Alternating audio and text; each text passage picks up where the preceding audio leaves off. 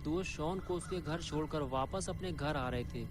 तभी अचानक से रास्ते में स्कूटर का पेट्रोल खत्म हो गया और अब गुल्ली और बुल्ली को पैदल चलते हुए स्कूटर खींचकर अपने घर तक ले जाना होगा।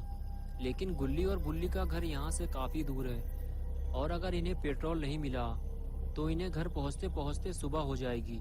गुल्ली और बुल्ली ने ये जो रास्ता अपने घर जाने के लिए चुना है, ये रास्ता बहुत खतरनाक है।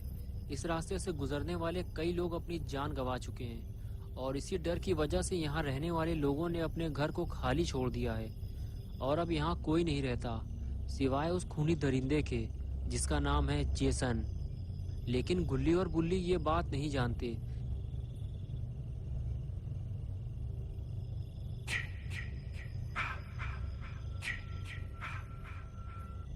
इसलिए ये दोनों पेट्रोल मांगने एक घर पहुंचते हैं। गुल्ली दरवाजा खटखटा खटखटा कर थक जाता है, लेकिन दरवाजा कोई नहीं खोलता क्योंकि उस घर में कोई रहता ही नहीं है। गुल्ली मायूस होकर वापस आ जाता है और बुल्ली से कहता है कि शायद इतनी रात में कोई भी दरवाजा नहीं खोलेगा, हमें आगे चलना चाहिए।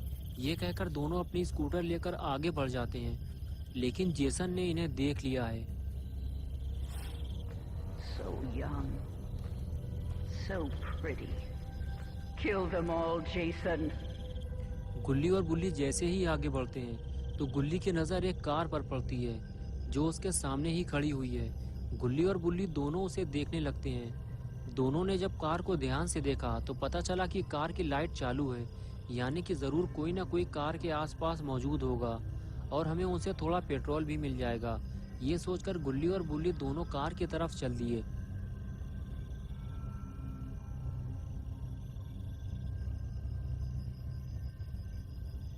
कार के करीब पहुंचते ही दोनों को पता चला कि कार के अंदर तो कोई नहीं है।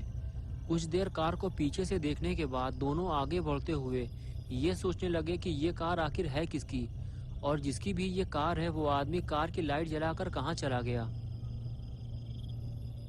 अब इन दोनों को पेट्रोल कैसे मिलेगा।